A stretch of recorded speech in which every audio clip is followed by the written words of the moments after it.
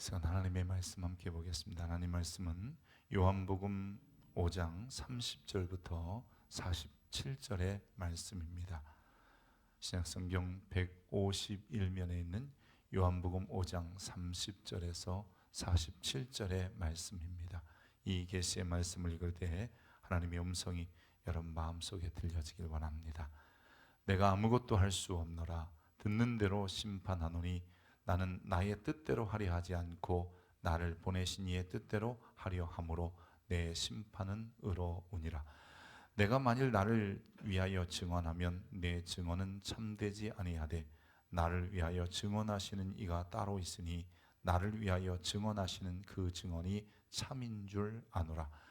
너희가 요한에게 사람을 보내매 요한이 진리에 대하여 증언하였느니라. 그러나 나는 사람에게서 증언을 취하지 아니하노라. 다만 이 말을 하는 것은 너희로 구원을 받게 하려 함이니라.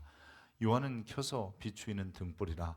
너희가 한때 그 빛에 즐거이 있기를 원하였거니와 내게는 요한의 증거보다 더 큰 증거가 있으니 아버지께서 내게 주사 이루게 하시는 역사 곧 내가 하는 그 역사가 아버지께서 나를 보내신 것을 나를 위하여 증언하는 것이요 또한 나를 보내신 아버지께서 친히 나를 위하여 증언하셨느니라.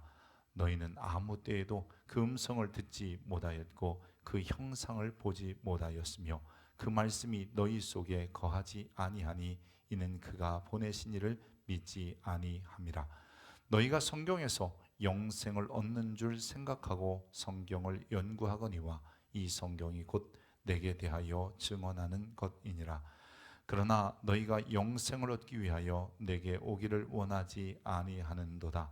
나는 사람에게서 영광을 취하지 아니하노라. 다만 하나님을 사랑하는 것이 너희 속에 없음을 알았노라. 나는 내 아버지의 이름으로 왔음에 너희가 영접하지 아니하나 만일 다른 사람이 자기 이름으로 오면 영접하리라. 너희가 서로 영광을 취하고 유일하신 하나님께로부터 오는 영광은 구하지 아니하니 어찌 나를 믿을 수 있느냐. 내가 너희를 아버지께 고발할까 생각하지 말라. 너희를 고발하는 이가 있으니 곧 너희가 바라는 자 모세니라. 모세를 믿었더라면 또 나를 믿었으리니 이는 그가 내게 대하여 기록하였음이라. 그러나 그의 글도 믿지 아니하거든 어찌 내 말을 믿겠느냐 하시니라. 아멘. 이것은 하나님의 말씀입니다. 사랑하는 성도 여러분, 오늘 여러분과 이 좋은 봄날에 하나님의 말씀을 나눌 수 있어 너무나 기쁘고 감사합니다. 지금 우리는 요한복음 5장을 벌써 세 번째 살펴보고 있습니다. 5장에 38년 된 중풍병자 혹은 38년 된 병자를 고치신 사건을 통해서 예수님은 우리에게 너 물에 들어가길 원하느냐 아니면 나를 만나기를 원하느냐고 묻고 계십니다. 우리가 신앙이라고 하는 희망 고문 혹은 막연한 기대감을 갖는 것이 아니라 우리는 예수 그리스도 즉 그 문제를 해결할 수 있는 분에 대한 만남과 교제가 있기를 원하시는 겁니다. 요한복음 예수님이 누군지를 아주 잘 증언하고 있습니다. 요한복음 1장에만 예수님이 어떤 분이신지를 14개 이상으로 설명하고 있습니다. 태초부터 계신 분이다. 창조의 주이시다. 세상의 빛으로 오셨다. 성육신하신 독생자이다. 또한 예수님은 그리스도시며 세례 요한은 나보다 먼저 계신 즉 선지하시는 분이시며 성령으로 세례를 주는 분이시고 세상 죄를 지고 가는 하나님의 어린 양이시며 하나님의 아들이라고 했습니다. 또 처음 예수님을 만났던 제자들은 그분을 메시아 그리스도라고 소개했고 랍비라고 불렀으며 모세와 율법과 여러 선지자가 기록한 그분이며 더 나아가서 이스라엘의 임금이라고 고백을 했습니다. 이 예수님에 대한 이런 증언은 이제 요한복음 2장부터 11장을 통해서 예수님은 7가지의 기적을 통해 그분이 참으로 진짜 그런 분이다 증언했고요. 또 12장부터 21장까지는 마지막 한 주간을 통해서 예수님은 틀림없이 요한복음 1장에 너희가 고백한 그분이다라고 기록하고 있습니다. 요한복음은 예수님에 대한 증거를 이제 사람의 증거에서 머물지 않고 하나님께서도 그를 증거했다 이런 이야기를 기록하기 시작합니다. 이제 오늘 우리가 본문에 보면 나를 위하여 증언하는 이가 따로 있으니, 그동안은 기록한 사도 요한, 그리고 세례 요한, 그리고 예수님을 처음 따랐던 안드레나, 나다나엘, 빌립 같은 사람들에 대한 고백을 넘어서 나를 위하여 증언하신 이가 있는데 그 증언이 진짜다라고 얘기합니다. 그러면서 누가 나를 위하여 증언하느냐? 37절에 보면 나를 보내신 아버지께서, 나를 세상에 보내신 하나님께서 나를 위하여 증언하신다. 나를 위하여 증언하셨느니라. 너희는 아무 때에도 그의 음성을 듣지 못하였고 그 형상도 보지 못하였지만 그분은 나를 위하여 증언하는 분이라고 얘기합니다. 예수님에 대한 직접 증거는 사복음서에도 여러 번 등장합니다. 예수님이 세례 받으실 때, 또 변화산상에서, 그리고 기도하시는 동안에 하늘에서 음성이 나기도 했습니다. 하늘로부터 소리가 있어 내 사랑하는 아들이다, 내가 기뻐하는 자다. 세례 받을 때 그러셨고요. 또 변화산상에서는 구름 가운데서 소리가 나서 이는 내 사랑하는 아들이요 내 기뻐하는 자니 너희는 그의 말을 들으라 그랬습니다. 요한복음은 아버지여 아버지의 이름을 영광스럽게 하옵소서 하시니 하늘에서 소리가 나서 하나님이 이렇게 말합니다. 내가 이미 영광스럽게 하였고 또다시 영광스럽게 하리라. 하나님께서 직접 음성으로 증거하실 때, 즉 예수님이 내가 보낸 자이다 라고 말씀하실 때에 많은 사람들이 그 소리를 들으면서 두려워하기 시작했습니다. 때로는 그 소리가 무엇인가 해서 우레소리, 즉 천둥소리가 났다라고만 생각했습니다. 사람이 하나님의 음성을 듣거나 하나님의 형상을 보는 것은 금하신 일입니다. 구약 성경에도 보면 야곱이나 모세나 또는 엘리야가 하나님의 모습을 직접 본 것처럼 기록하지만 직접 뵙지 못했다라고 이야기합니다. 요한복음요 종종 구약의 이야기를 끌어와서 설명할 때가 많습니다. 예를 들어서 구약에 보면 한 번도 맹인이 눈 떴다는 일이 없다 이런 얘기를 기록합니다. 그것처럼 구약 성경 어디에도 하나님을 본 사람은 없다라고 기록하고 있다라고 이야기합니다. 본래 하나님을 본 사람이 없지만 하나님의 품속에 계셨던 독생하신 예수님이 나타나셨다라고 합니다. 여러분, 이 독생자라는 말은 원래 모노스와 기노마이의 합성어인 모노게네스라고 써 있는데, 이 모노게네스는 원래 히브리어의 예후의 아세르 예후의 나는 스스로 있는 자니라라는 말의 역어입니다. 그래서 독생자라는 말을 한자로 굳이 번역하면 홀로독, 날생, 사람자 혹은 넘자자를 써서 스스로 존재하는 분이라는 의미를 가지고 있습니다. 하나님을 보거나 하나님의 음성을 직접 듣는 것은 사람들에게 허락된 것이 아닙니다. 그래서 구약에도 아주 일부의 사람들, 우리가 흔히 말하는 제사장이나 아니면 모세 같은 사람들이 음성을 들었고, 대부분의 사람들은 선지자의 말을 통해서 하나님의 음성을 들었으며 선지자가 기록한 기록물을 통해서 하나님의 음성을 듣게 되었습니다. 여러분, 우리가 신앙생활하면서 제일 듣고 싶은 게 하나님의 음성 아니에요?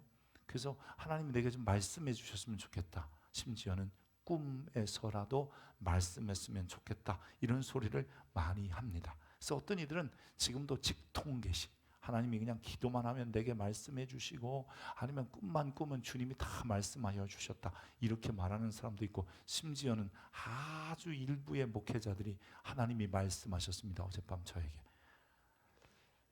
여러분, 그럴 때마다 여러분 기억하십시오. 99.99% 가짜다. 왜냐하면 주님께서는 우리에게 말씀하시기보다는 기록된 말씀을 통해서 우리에게 하나님의 음성을 들을 수 있는 길을 열어주셨고, 심지어는 우리에게 말씀하시기 위하여 딱 한 번 세상에 오신 분이 예수 그리스도이십니다. 그분이 충분히 우리에게 말씀하셨고, 그리고 그 말씀이 기록된 게 성경이잖아요. 여러분, 세상에 오신 예수님이 이 땅에 오셔서, 즉 성자 예수님이 세상에 오셔서 말씀을 주셨고, 그 말씀을 통해서 우리는 하나님의 음성과 뜻을 발견하게 되는 것입니다. 성경은 특별히 요한복음은 예수님이 누구신지를 요한복음 1장에 그렇게 많이 기록하고 있지만, 여러분 하나 더, 요한복음 20장에 가장 위대한 고백, 그 예수님이 누구신지를 증언하고 있습니다. 그 증언은 바로 도마의 입을 통해서 나오게 됩니다. 같이 읽습니다. 도마가 대답하여 이르되 나의 주님이시요 나의 하나님이시니이다. 우리는 흔히 도마를 의심 많은 도마라고 생각합니다. 오늘 이 시간에 여러분의 머릿속에서 그 생각 좀 지우십시오. 오히려 도마를 볼 때 앞으로 이렇게 생각하십시오. 확인한 후에 바르게 고백한 사람. 즉 여러분, 비온 후에 땅이 굳는 것처럼 의심한 뒤에 확실한 고백을 한 사람이 도마입니다. 그러니까 확신을 가지고 고백한 사람이 예수님을 누구라고 하냐면 나의 주. 이 당시의 주는 왕이라 주군이라는 뜻이고요, 군주라는 뜻이에요. 그러니까 그분은 나의 왕이시며 나의 하나님이라고 고백한 사람이 도마입니다. 그래서 1장의 모든 고백들 14가지나 되는 이 고백의 완성이 뭐냐면 그분은 주님이시며 그분은 하나님이십니다. 아멘입니까? 여러분, 이런 고백이 여러분에게 있기를 축복합니다. 요한복음 요한 1서 5장에 가면 이 사도 요한이 책갈 기록한 것이 5권인데 요한복음 1, 2, 3서, 요한 1, 2, 3서, 요한 계시록까지. 그 중에 요한 1서에 보면 다시 한번 이렇게 고백합니다. 같이 한번 읽어볼까요? 또 아는 것은 하나님의 아들이 이르러 우리에게 지각을 주사 우리로 참된 자를 알게 하신 것과 또 우리가 참된 자 곧 그의 아들 예수 그리스도 안에 있는 것이니 그는 참 하나님이시요 영생이니라. 아멘. 예수님께서 하나님이십니다. 그리고 그분이 세상에 오셔서 하나님의 말씀을 충분히 우리에게 다 일렀고 그분에 관한 이야기를 기록한 것이 성경이라는 겁니다. 그러게 오늘 우리는 하나님의 음성을 자꾸 귀로 들으려고 하지 말고 또 때로는 꿈속에서 들으려고 하지 않고 하나님의 말씀을 통해서 주의 음성 듣기를 원합니다. 요한복음 5장 39절은 본문은 이렇게 말합니다. 너희가 성경에서 영생을 얻는 줄 생각하고 성경을 연구하거니와 이 성경이 곧 내게 대하여 증언하는 것이라. 여기서 말하는 성경은 여러분 신구약 성경이 아니라 당시에는 구약 성경, 즉 타나크라고 부르는 토라, 느빔, 케투빔이라고 하는 즉 구약 성경만을 이야기하는 겁니다.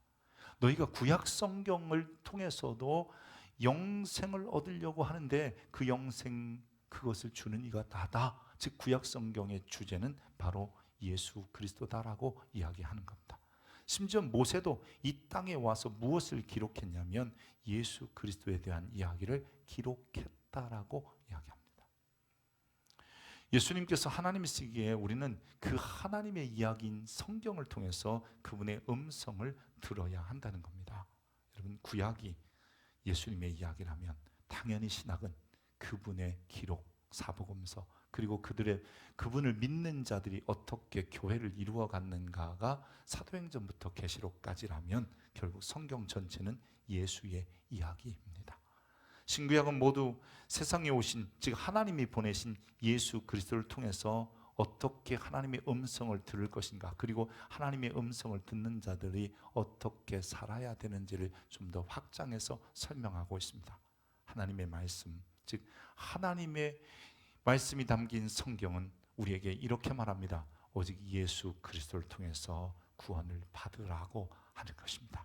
여러분, 성경에 정말 내용이 무엇일까? 우리는 그것 너무 잘 알잖아요. 성경에는 하나님께서 예수 그리스도가 누구신지를 분명히 알려주는데, 즉 예수님만이 유일한 구원자이고 또한 세상에 오신 하나님이다라고 하는 것입니다. 결국 예수님을 통해서만 우리는 그 하나님의 음성도 들을 수 있고 예수님을 통해서만 다른 하나님의 뜻도 분별할 수 있다는 겁니다. 근데 예수님이 오셨을 때에 사람들이 예수님을 쉽게 영접하지 않았습니다. 그건 분명히 영생을 주시는 즉 하나님이 보내신 분임에도 불구하고 그들은 그렇게 생각하지 못했을 줄 압니다. 주님께서 하나님의 이름으로 세상에 오셨습니다. 내가 아버지의 이름으로 세상에 왔다라고 하잖아요. 근데도 사람들은 그분을 영접하지 않았고 오히려 다른 사람이 왔을 때 쉽게 영접해 버렸다는 겁니다. 1장에서도 예수님은 이렇게 말씀하신 적이 있어요. 내가 내 땅에 왔는데 내 백성이 나를 영접하지 않더라. 나는 내 땅에 왔는데 내 백성들이 나를 영접하지 않더라. 그런데 1장 12절이 여러분 잘 아는 말씀이에요. 영접하는 자, 곧 곧 그 이름을 믿는 자들에게는 하나님의 자녀가 되는 권세를 주신다는 거예요. 누구든지 성경을 통해서 예수님이 그리스도이심을 믿고 하나님이 보내신 자로 믿는다면 그 사람은 하나님이 가진 그 생명, 즉 영생을 우리에게 허락해 주시는 겁니다. 아멘입니까? 여러분, 이 이야기가 어디에 써 있어요? 성경에 써 있는 거예요. 요한복음의 전체적인 주제가 뭐예요? 바로 그거예요. 하나님이 보내신 예수를 통해서 영생을 얻어라. 내가 증인이다. 하나님께서 직접 말씀하시는 겁니다.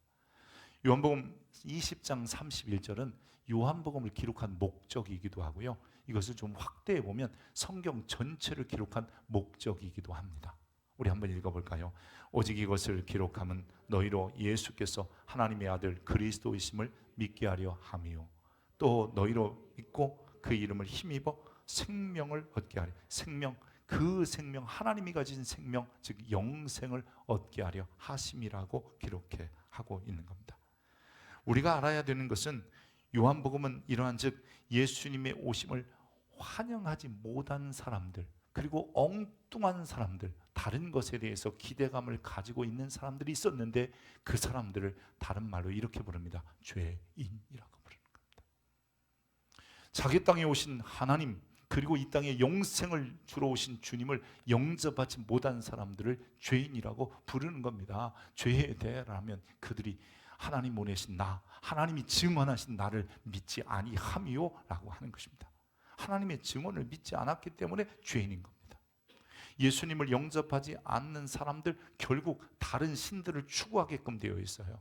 여러분, 요한복음은 사람들에게는 다 영원을 사모하는 마음이 있어서 그 영생을 소망하는데 자기 땅에 오신 하나님이 보내신, 그리고 우리에게 영생을 주시는 유일한 분을 믿지 않으면 저들마다 다 다른 것으로 영생을 얻으려고 힘을 쓰며 산다는 겁니다. 그래서 요한복음 4장에 보면 조상들의 전통, 즉 야곱의 우물 물이나 마셔야, 그것 먹어야 영생 얻지 않을까, 이런 생각을 갖는다는 거예요. 5장에 오면 여러분 막연한 기대, 그저 물이 동할 때에 들어가는, 즉 전설에 의존하여서 그냥 그것 하면 좀 되겠지.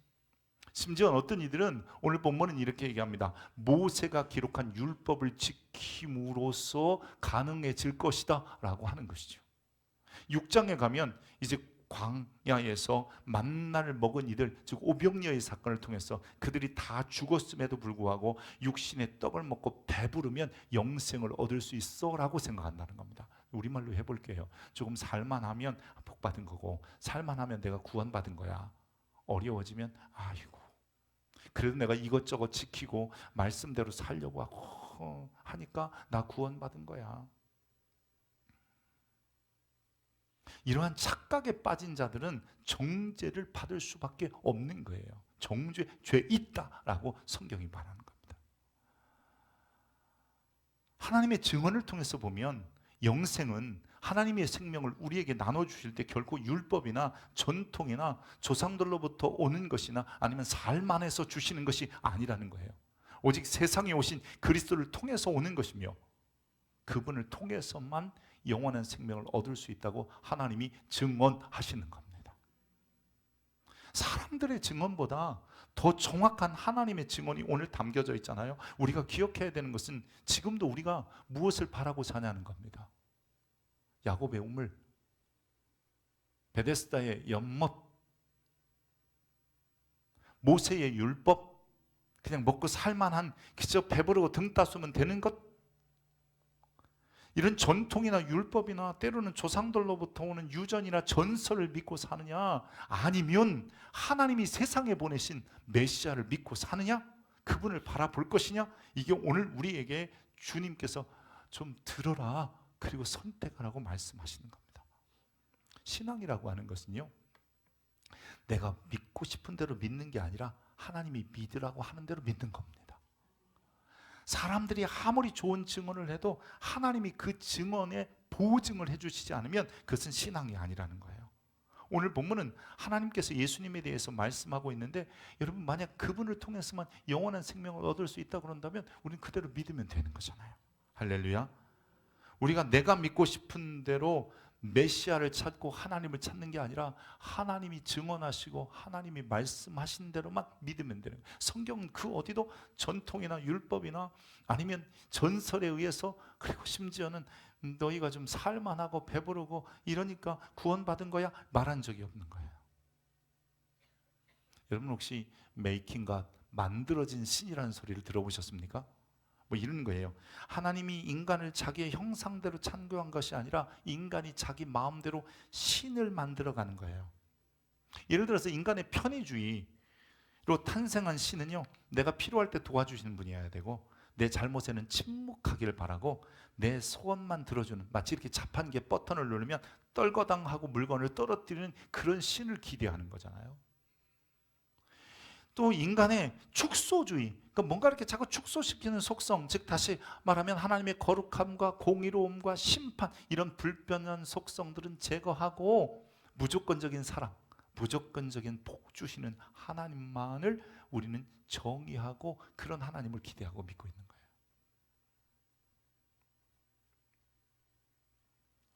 때때로요, 우리가 신앙은 교회를 다니는, 즉 하나님을 믿는다고 하는데 우리가 바라고 기대하는 것은 옛날의 신앙과 똑같아요. 즉 신은 바꿨는데 신에 대한 정의가 안 바뀌어.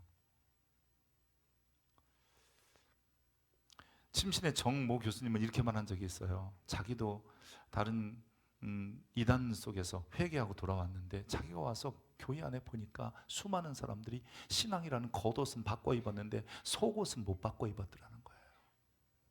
예전에 절에 다니던 모습, 우상 숭배하던 모습, 아니면 무슨 무당 그리고 찾아다니고 그다음 점 보러 다니는 그 모습이 교회 안에도 똑같이 있더라는 거예요.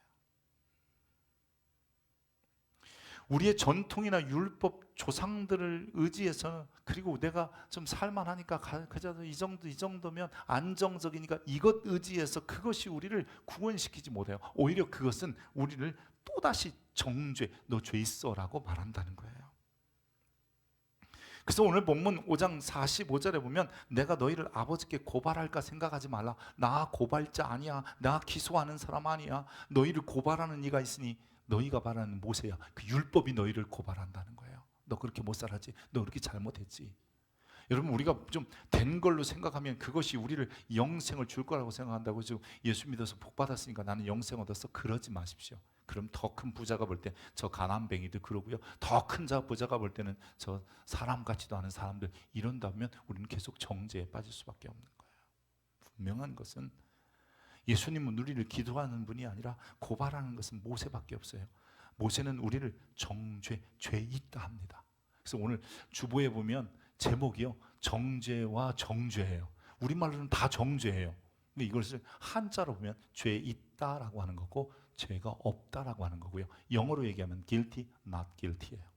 guilty라는 말은 죄인이라는 말이고요, not guilty는 죄인이 아니다라는 의미를 가진 거잖아요.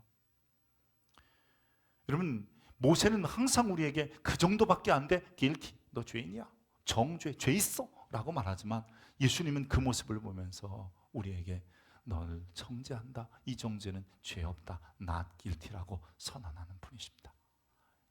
여러분 세상에 오셔서 우리에게 not guilty, 너 죄인이야, 아니라 라고 말할 수 있는 분은 유일한 예수 그리스도밖에 없음을 믿으십시오. 주님은 현장에서 가늠하다 잡혀온 여인과 마주하시게 됩니다. 요한복음 8장에 등장하는데요, 그 자세한 내용은 8장 가서 살펴보기로 하고요. 오늘까지 우리가 요한복음을 24번째 보고 있는 거예요. 그래서 앞으로 몇 번 해서 요한복음 8장 갈지는 모르겠지만 이 8장 가서 그때 살펴보고요. 이 여인을 잡아온 사람들이 정죄합니다. 너 죄인이야 라고 잡아온 거예요. 모세 율법에 의하면 넌 돌에 맞아 죽어야 돼 라고 잡아왔다는 거예요. 그런데 주님께서 이 여인과 대화하면서 이렇게 말씀하셔요. 사람들이 어디 있느냐? 없습니다. 너희를 정죄하든 죄 있다고 하는 사람들이 어디 있느냐? 없어요. 그래? 그럼 나는 너를 죄 있다고 하지 않겠다. 나는 너를 죄 있다 하지 않겠다. 난 네 죄를 깨끗하게 하겠다.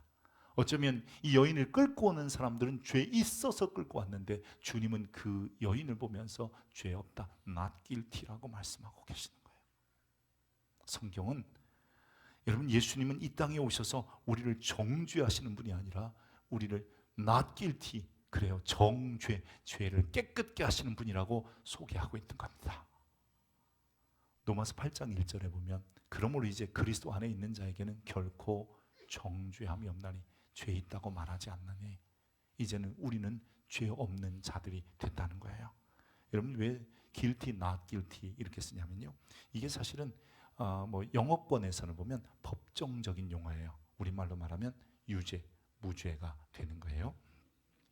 이 guilty와 not guilty는 법정에서 사용하는 단어인데, 예를 들어서 도덕적으로 무음하고 깨끗한 사람들은 영어로서는 innocent라는 말을 씁니다. 근데 이 innocent는 여러분 깨끗하다, 무결하다는 뜻이고요. not guilty는 비록 죄가 있어도 이제는 죄 없는 자로 인정하겠다는 거예요. 저와 여러분은 예수 그리스도 안에서 죄 없는 자로 인정받은 거예요. 그래서 주님이 이렇게 선언하시는 거예요. not guilty. 모세는 이렇게 말합니다. guilty. 모세는 이렇게 말합니다. 죄인이다. 우리의 전통과 장로의 유전과 전설은 항상 우리에게 너 죄인이라고 얘기합니다. 심지어는 내가 좀 살아도 좀 등 따뜻하고 배부른 것 같아도 우리에게 항상 얘기합니다. 죄인이야, 죄인이야. 그러나 주님만은 우리에게 이렇게 말씀하십니다. 너 죄인이 아니다. 나를 믿는 자는 죽어도 살겠고 살아서 믿는 자는 영원히 죽지 않을 것이다.